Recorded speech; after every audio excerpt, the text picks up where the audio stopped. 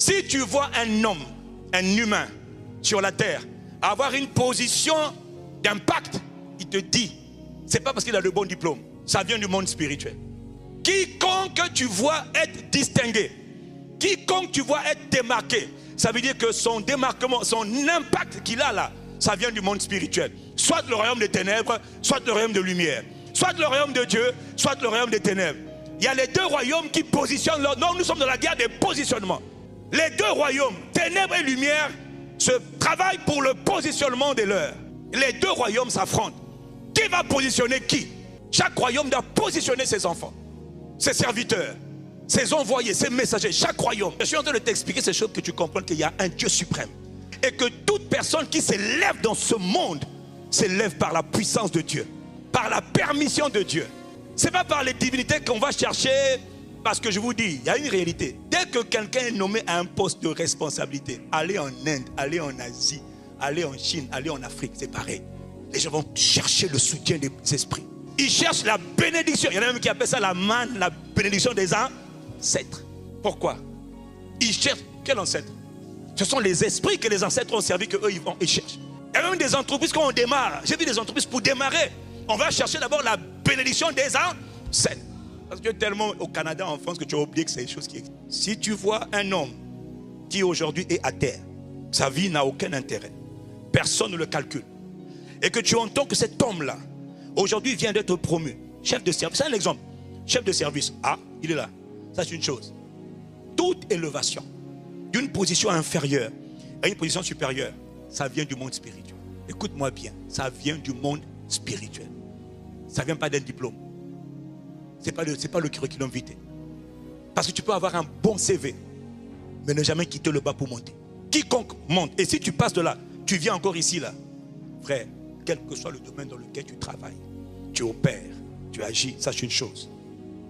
Le mouvement de monter, descendre là, c'est Dieu qui le fait. Aucun homme ne s'élève, aucun homme ne s'abaisse si ça ne vient pas du monde spirituel. Ça veut dire soit le royaume des ténèbres a conspiré contre toi et ils t'ont eu, mais c'est d'abord le monde des ténèbres. Il est écrit, si l'on forme des complots contre toi, Dieu lui-même il dit, cela ne viendra pas de eux, mais les complots peuvent arriver. Ce complot-là a été orchestré depuis le monde des ténèbres. Maintenant, eux, ils utilisent les hommes pour accomplir leur plan.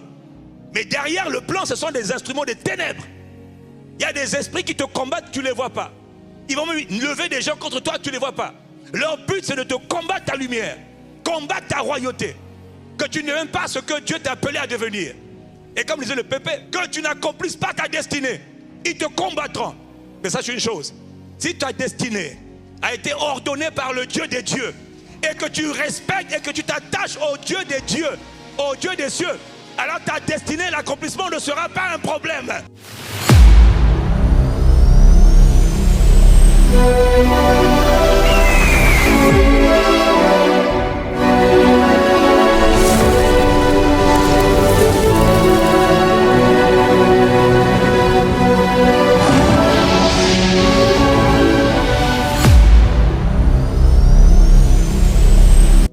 Deuxième chose que je voudrais partager, puisque je parle de la royauté. Tu es une royauté. Il a fait de toi roi et sacrificateur. Donc il t'a donné, que tu sois conscient ou pas, il y a une position qui t'a été assignée. Quel que soit ce que tu fais dans la vie, tu as une position. Et tu es né pour éclairer, pour briller, pour influencer. Mais surtout, tu as une position. Quelqu'un me dit amen. Tu as une position de responsabilité. Tu as une position d'élévation. Parce que la vérité, c'est que la royauté, c'est toujours une élévation. Dans un domaine ou dans un autre. Daniel n'a pas cherché d'élévation. Mais il a tellement brillé qu'on lui a dit, Daniel, prends le poste de gouverneur. Daniel a dit, non, donne ça à Shadrach, Meshach et Abednego. Moi, je reste à la cour du roi. Donnez-leur la province de Babylone. Pourquoi on leur a donné le commandement de la province, gouverneur de la province? 3 gars. Pourquoi? Ils se distinguaient tellement, ils impactaient tellement. Il y a tellement de... Les gars, ils brillaient tellement, on a dit, non, vous, on a besoin de vous. Venez nous aider à commander la province. Des étrangers sont devenus des commandants en chef. Dans un pays étranger, des gens qui sont remplis de l'esprit, qui répondent à certains critères de Dieu, peuvent devenir des commandants en chef, même s'ils ne sont pas chefs d'État, mais ils peuvent conseiller le chef de l'État. Ça veut dire que toi, là, logiquement, tu dois être un des plus grands conseillers des chefs d'État dans le monde. Oui. Bon, je vois qu'il y en a qui ne sont pas intéressés, mais ce n'est pas une affaire d'être intéressé. C'est une affaire de positionnement dans la royauté. Oh, quelqu'un me dit amen et j'avance. Là-bas, vraiment, il y a beaucoup à expliquer. La deuxième chose que je veux que tu comprennes, dis avec moi, positionnement. Position d'impact. Position d'influence. Position d'élévation. La royauté, c'est cette position-là. La royauté vient toujours, d'abord elle est spirituelle, puisque la vie est spirituelle, et elle vient du monde spirituel. Dis amen. Tu connais le passage, il est écrit, Psaume 75, verset 7. Dieu est celui qui juge, ça veut dire celui qui gouverne. Qu'est-ce que Dieu fait? Dis avec moi Dieu. Je n'ai pas entendu. Je n'ai pas entendu. Dieu, qu'est-ce qu'il fait? Il abaisse l'un et il élève l'autre. Qu'est-ce que Dieu fait? Il fait le mouvement montée-descente. Dieu est celui qui est aux commandes de toute montée et de toute descente. Si tu vois un homme, un humain sur la terre, avoir une position d'impact, il te dit, c'est pas parce qu'il a le bon diplôme, ça vient du monde spirituel. Quiconque tu vois être distingué, quiconque tu vois être démarqué, ça veut dire que son démarquement, son impact qu'il a là, ça vient du monde spirituel. Soit le royaume des ténèbres, soit le royaume de lumière. Soit le royaume de Dieu, soit le royaume des ténèbres. Il y a les deux royaumes qui positionnent leur... Non, nous sommes dans la guerre des positionnements. Les deux royaumes, ténèbres et lumière, se travaillent pour le positionnement des leurs. Les deux royaumes s'affrontent. Qui va positionner qui? Chaque royaume doit positionner ses enfants, ses serviteurs, ses envoyés, ses messagers, chaque royaume. Mais si le royaume des ténèbres le fait, sache une chose. S'ils ont réussi à faire monter quelqu'un, c'est Dieu qui a permis. Ça s'appelle volonté permissive. C'est pas que Dieu a voulu, Dieu a permis, Dieu a autorisé. Est-ce que je peux avancer? Est-ce que je peux avancer?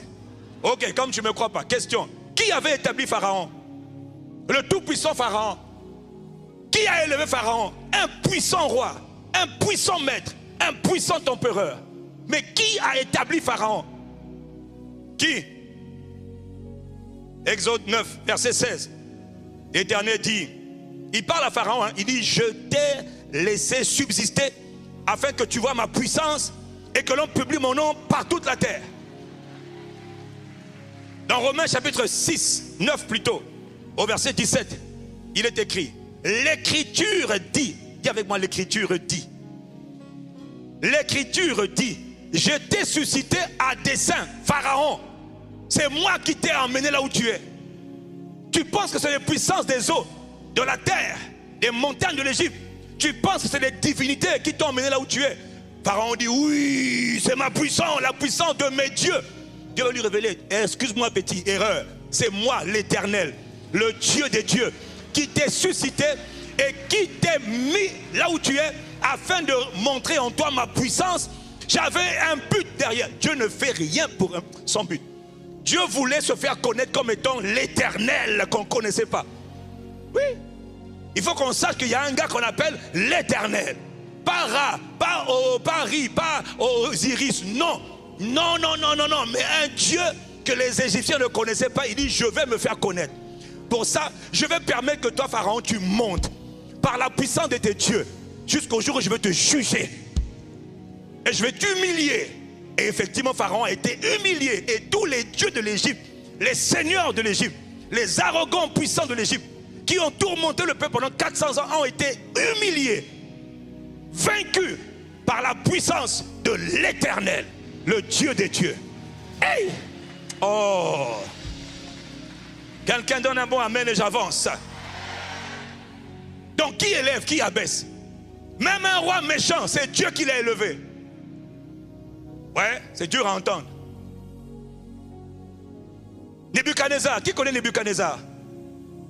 Qui connaît Nebuchadnezzar? Le puissant roi de Babylone. Après des années d'apostasie, de reniement de la foi, de péché, Dieu avait décidé de juger Juda, Israël et les nations du monde entier. Et pour établir son jugement, Dieu est un Dieu de stratégie. Dieu est un Dieu de planification. Dieu est un Dieu qui voit les choses à l'avance et qui établit les choses aujourd'hui. Il nous a fait venir cette semaine-là. Tu penses que c'est pour rien? C'est parce qu'il est en train de préparer des choses à venir. C'est parce qu'il prépare. Dieu est un stratège. C'est un bâtisseur. C'est un architecte. Dieu ne dit pas, non, aujourd'hui, je décide pour aujourd'hui. Non, aujourd'hui, je mets en place des choses qui concernent 2000 années, 3000 années. Oh! Donc, pendant que nous sommes là, nous sommes en train d'être préparés pour les choses que Dieu va faire dans 10 ans, dans 5 ans, dans 2 ans, dans 1 an, dans 1 mois. Certains même demain. Donc c'est dans 20 ans. Écoutez-moi. Oh.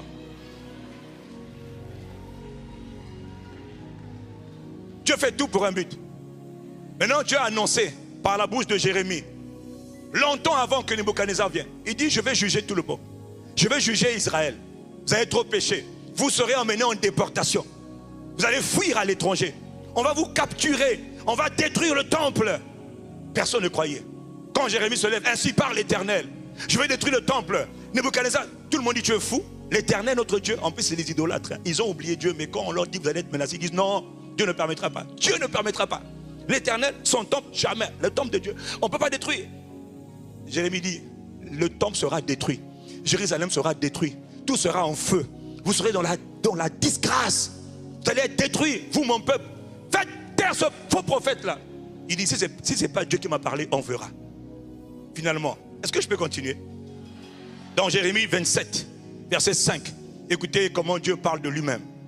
Moi j'aime quand Dieu parle. Il dit, c'est moi qui ai fait la terre, les hommes, les animaux qui sont sur la terre, par ma grande puissance et par mon bras étendu. Et je donne la terre à qui me plaît. Il ne demande pas ton avis, ni à toi qui est à ma gauche, ni toi qui est en haut, ni toi qui est à ma droite. Il décide, il donne la terre à qui lui plaît. Dans notre monde démocratique, là, on ne comprend pas ces choses-là, mais voilà pourquoi Dieu veut qu'on comprenne. Maintenant, dit le Seigneur, je livre tous ces pays entre les mains de Nebuchadnezzar, roi de Babylone, et il ose l'appeler mon serviteur. Il appelle quelqu'un qui n'est même pas sauvé, quelqu'un qui n'est pas de la tribu, qui n'est pas de la descendance d'Abraham. Il appelle mon serviteur. Pourquoi? Parce que Nebuchadnezzar a été suscité pour accomplir le projet de Dieu. Juger le peuple de Dieu. Juger la nation d'Israël. Juger Juda. Ah, comme quoi Dieu peut permettre que quelqu'un s'élève pendant un temps pour juger son peuple. Ok, il faut aller méditer. Il dit, je livre tous ces pays entre les mains. Écoute la suite. Entre les mains de Nebuchadnezzar, roi de Babylone, mon serviteur. Dis avec moi, mon serviteur. Que Dieu fasse de toi son serviteur, sa servante. Que Dieu fasse de toi sa servante. Parce qu'en parenthèse, les gens que Dieu utilise, ils les appellent pas mon PDG, mon DG, mon apôtre, mon pasteur. Dieu n'a jamais appelé quelqu'un mon apôtre, mon PDG, mon DG, mon président, mon ministre, mon conseiller. Dieu appelle les hommes et les femmes que Dieu a appelés pour le servir, mon serviteur. Les divinités cherchent des serviteurs. Des gens qui vont travailler pour eux, pour leur intérêt de ces divinités-là. On les appelle mon serviteur. Il y a des gens qui savent, ils savent qu'ils sont là pour mes desseins, mon but, ma gloire, ma renommée, ma réputation, mon intégrité, mon plaisir, ma paix, ma joie. Ils ne sont pas là pour dire je fais ce que je veux. Non. Mon serviteur. Je lui donne aussi les animaux des champs pour qu'ils soient assujettis. Donc même les animaux. Je peux continuer. Verset 7. Toutes les nations lui seront soumises. À lui, à son fils et au fils de son fils. Ah! Jusqu'à ce que le temps de son pays arrive et que des nations puissantes et de grands rois la servissent.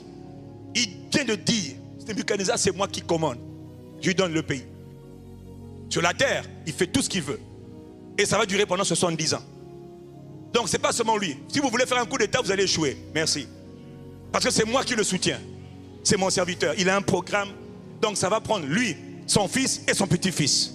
Waouh! Le stratège, le planificateur, le bâtisseur, l'architecte, le Dieu. C'est ton Dieu, c'est ton Dieu.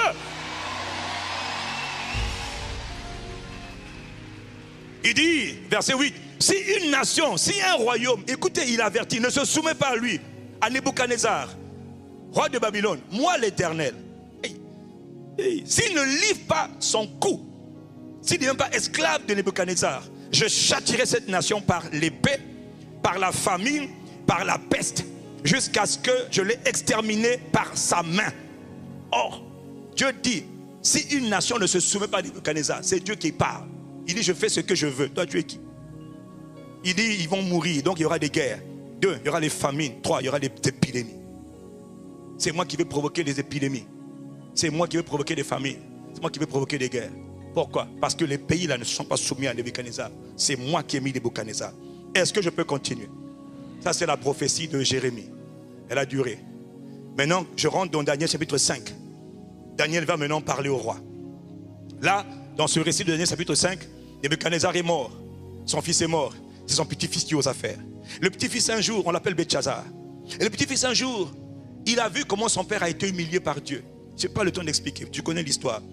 Il a vu comment le papa, son grand-père Nebuchadnezzar, à qui Dieu avait parlé, a été humilié, a été chassé de son trône, avait perdu le trône. Ce Nebuchadnezzar qui était tellement puissant qu'il avait oublié que sa puissance venait du Dieu des dieux.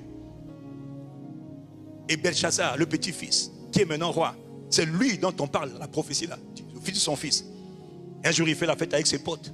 Hé les gars, la fête, la fête. Allez, on boit, on boit. Il commençait à faire son festin, il buvait avec ses potes. Il dit, amenez-moi les trésors de la maison de l'Éternel. Il croyait que l'Éternel était comme les autres divinités de Babylone. Donc il dit, amenez-moi les ustensiles, allez, amenez-moi les verres, j'ai besoin des verres, mais des verres qui viennent de la maison de Yahweh. Il dit, amenez-moi, dis avec moi, amenez. Donc ils ont commencé à boire. Et puis quand ils connaissent que c'est en train de boire, oh c'est bon, oh le vin doux est bon. Brusquement, pendant qu'ils sont en train de boire, une main vient du ciel. Et puis elle commence à écrire sur le mur.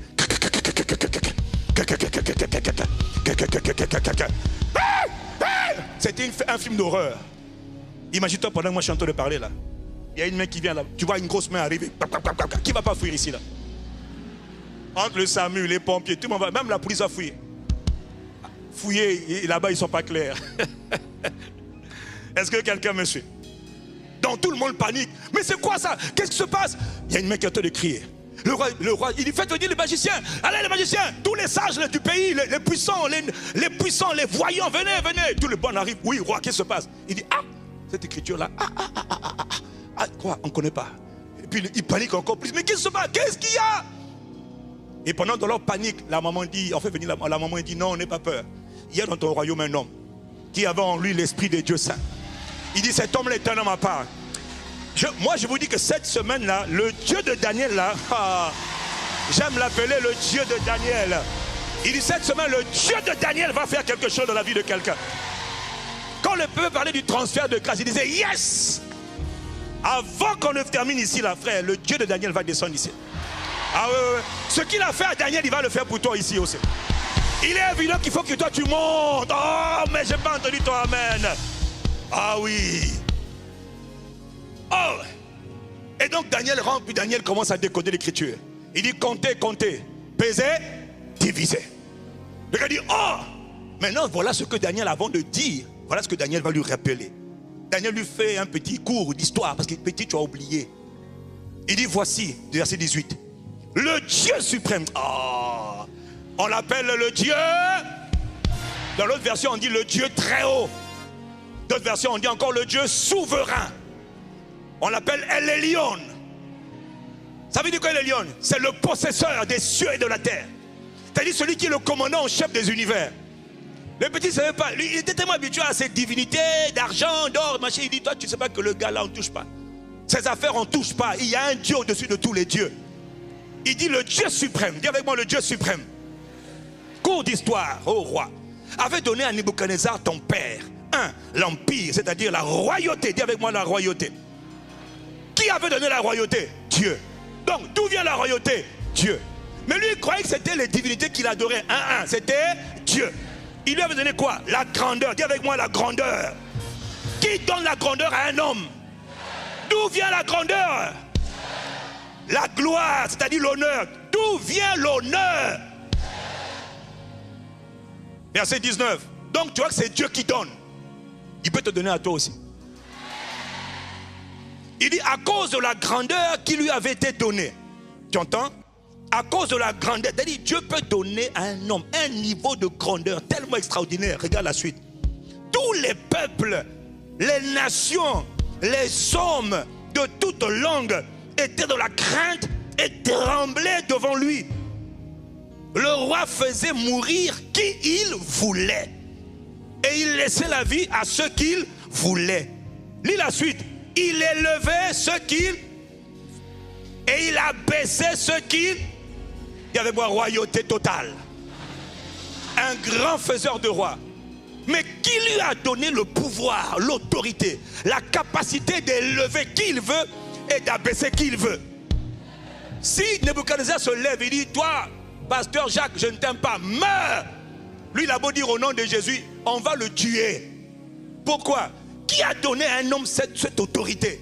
Dieu, le Dieu suprême. Quelqu'un dit Amen. Je suis en train de t'expliquer ces choses que tu comprends qu'il y a un Dieu suprême.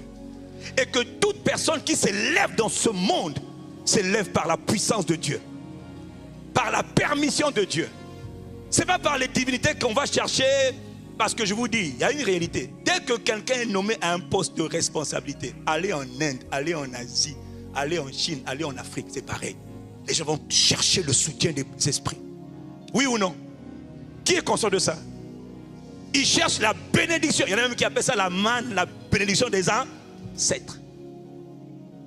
Pourquoi? Ils cherchent quel ancêtre? Ce sont les esprits que les ancêtres ont servi, qu'eux ils cherchent. Il y a même des entreprises quand on démarre. J'ai vu des entreprises pour démarrer. On va chercher d'abord la bénédiction des ancêtres. Parce que tellement au Canada, en France, que tu as oublié que c'est des choses qui existent. Comme là-bas on ne fait pas ça, ceux qui ne font pas, ils font autre chose la nuit. Parce que les ténèbres recouvrent la terre. C'est juste que dans certaines cultures, c'est plus évident. Chez d'autres, c'est plus secret. Qu'est-ce que vous croyez? C'est secret. Dans d'autres endroits, on le fait en public. C'est la tradition. Dans d'autres pays, ici, là, tout est secret.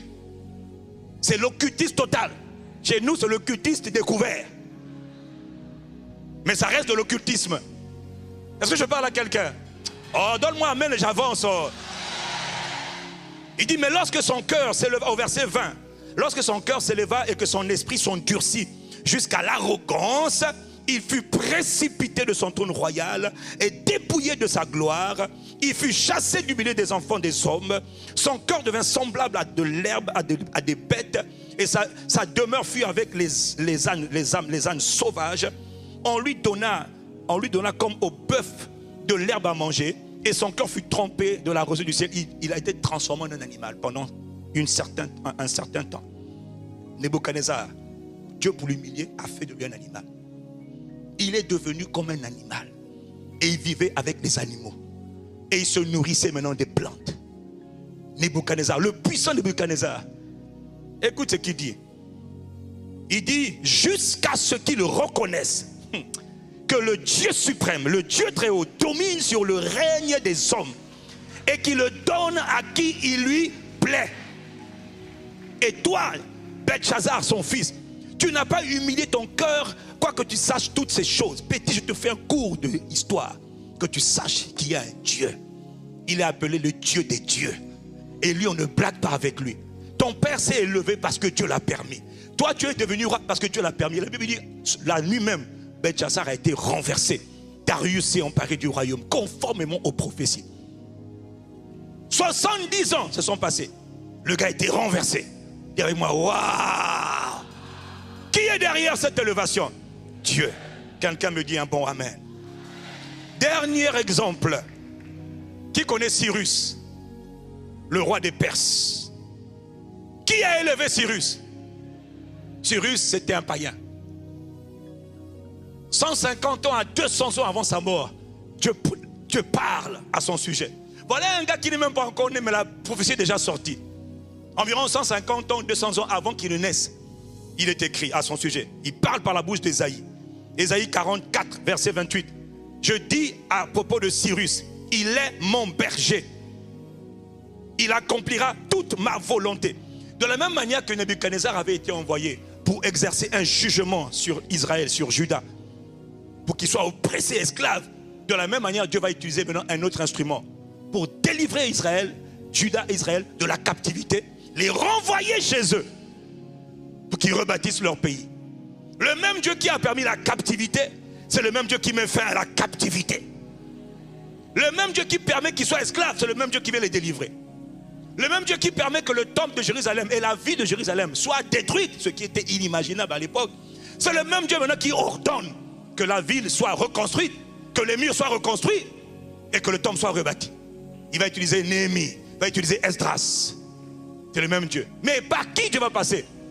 Par le roi Cyrus. Quelqu'un dit Amen. Quelqu'un dit Amen. Et dans Ésaïe 45, au verset 13, il dit, c'est moi qui ai suscité Cyrus dans ma justice. J'aplanirai toutes ses voies. Il rebâtira ma ville. Il libérera mes captifs, sans rançon, ni présent, dit l'Éternel. Dis avec moi, waouh! Donc Ésaïe annonce à peu près 100 ans, entre 150 et 200 ans avant sa naissance. Maintenant, quand le gars il naît, regarde ce qu'il est écrit dans Esdras chapitre 1, verset 1, 2. Il est écrit, la première année de Cyrus, roi de Perse, afin que s'accomplisse la parole de l'Éternel, prononcée par la bouche de Jérémie. Il est écrit, l'Éternel réveilla l'esprit de Cyrus, roi de Perse. Il mit dans son cœur un fardeau. Le gars, il n'était pas chrétien. Il était perse. Il avait ses dieux. D'accord. Mais on lui a... Donc, je ne sais pas comment il a fait pour savoir qu'il devait se réveiller, se lever pour accomplir les desseins de Dieu. Il dit, il fit faire de vive voix et par écrit un décret dans tout son royaume. Verset 2. Ainsi parle Cyrus, roi de Perse, l'Éternel. Écoutez comment il reconnaît l'Éternel. Moi, Cyrus, ainsi moi je parle. J'ai mes dieux, mais je reconnais qu'il y a un Dieu qui est au-dessus de tous les dieux. Il dit l'Éternel, le Dieu des cieux, m'a donné tous les royaumes de la terre. Et il m'a commandé de lui bâtir une maison à Jérusalem en Juda. Vous tous qui êtes de son peuple, réveillez-vous. Allez bâtir votre pays. Allez reconstruire votre temple. Moi, Cyrus, je donne tout ce qu'il vous faut. Je demande à tous vos voisins, partout où vous êtes, vous le peuple déporté, que tous les voisins vous donnent de l'or, de l'argent, des offrandes, tout. Allez rebâtir, allez reconstruire votre pays. C'est un commandement que j'ai reçu du Dieu des cieux. Waouh! Waouh! Alors ma question, ce qui m'intéresse, il dit l'Éternel, le Dieu des cieux, m'a donné. Qui a donné? Qui a donné à Cyrus tout ce pouvoir? Qui a donné à Cyrus les royaumes de la terre? Qui a élevé Cyrus là où il était? Frère, c'est Dieu qui élève. C'est Dieu qui abaisse. Si tu vois un homme qui aujourd'hui est à terre, sa vie n'a aucun intérêt. Personne ne le calcule. Et que tu entends que cet homme-là, aujourd'hui vient d'être promu. Chef de service, c'est un exemple. Chef de service, ah, il est là. Ça c'est une chose. Toute élévation d'une position inférieure à une position supérieure, ça vient du monde spirituel. Écoute-moi bien, ça vient du monde spirituel. Ça ne vient pas d'un diplôme. Ce n'est pas le curriculum vitae. Parce que tu peux avoir un bon CV, mais ne jamais quitter le bas pour monter. Quiconque monte, et si tu passes de là, tu viens encore ici, là, frère, quel que soit le domaine dans lequel tu travailles, tu opères, tu agis, sache une chose. Le mouvement de monter et descendre là, c'est Dieu qui le fait. Et c'est Dieu qui le permet. C'est Dieu qui l'autorise. En disant cela, tu dois être ton père. Parce que si tu sais marcher avec ce Dieu-là, alors je peux déjà te dire une chose. Parce que sachez une chose, Satan va combattre la royauté de tout homme. Il combat ta lumière. Il ne veut pas que tu deviennes une personne d'impact. Jamais il va laisser faire ça. Les royaumes des ténèbres, les dieux et les seigneurs des ténèbres vont t'empêcher de devenir une lumière dans ce monde. Ils vont t'empêcher de devenir un sel sur la terre. Est-ce que je parle à quelqu'un? Ça ne les arrange pas. Ils ne veulent pas que toi tu brilles, que toi tu impactes le monde. Et surtout pas que tu sois positionné dans une position de commandement. Parce qu'ils savent qu'eux, ils vont perdre. Donc, ils vont te combattre. Donc, tu dois savoir que ceux qui te combattent ne sont pas au-dessus du Dieu qui t'a établi.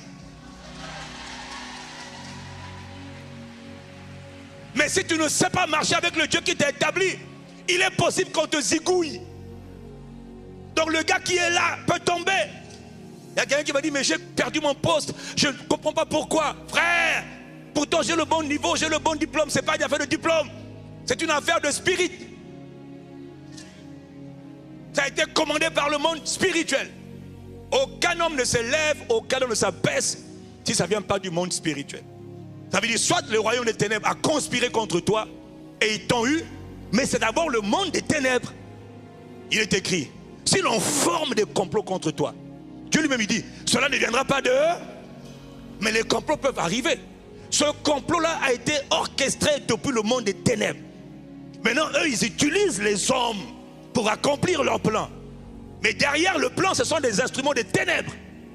Il y a des esprits qui te combattent, tu ne les vois pas. Ils vont même lever des gens contre toi, tu ne les vois pas. Leur but, c'est de te combattre ta lumière, combattre ta royauté. Que tu n'aimes pas ce que Dieu t'a appelé à devenir. Et comme disait le Pépé, que tu n'accomplisses pas ta destinée. Ils te combattront. Mais sache une chose, si ta destinée a été ordonnée par le Dieu des dieux, et que tu respectes et que tu t'attaches au Dieu des dieux, au Dieu des cieux, alors ta destinée, l'accomplissement ne sera pas un problème. J'ai dit que ça ne sera pas un problème. Ça ne sera pas un problème. Quelqu'un dit amen et j'avance. Dis avec moi, je suis une royauté. Mais il a fait de toi royauté et sacrificateur. Donc dis avec moi, je suis une royauté. Il y a une place que Dieu t'a préparée. Il y a un domaine dans lequel tu dois briller. Ou il y a des domaines dans lesquels tu dois briller. Mais ce que je voulais que tu retiennes, personne ne s'élève. Il y en a qui s'élèvent par la puissance des eaux. Beaucoup. Beaucoup s'élèvent parce qu'ils font beaucoup de sacrifices aux divinités des eaux. Ok? C'est normal. Mais sache une chose. Le jour où Dieu dit j'arrête ça, ça s'arrête. Oui. Il faut en être conscient. Il faut en être conscient. Donc c'est Dieu qui donne, c'est Dieu qui élève, c'est Dieu qui abaisse. Où est-ce que tu vas être demain? Ça dépend de Dieu et de toi. Mais je veux que tu sois tranquille parce que c'est Dieu qui fait.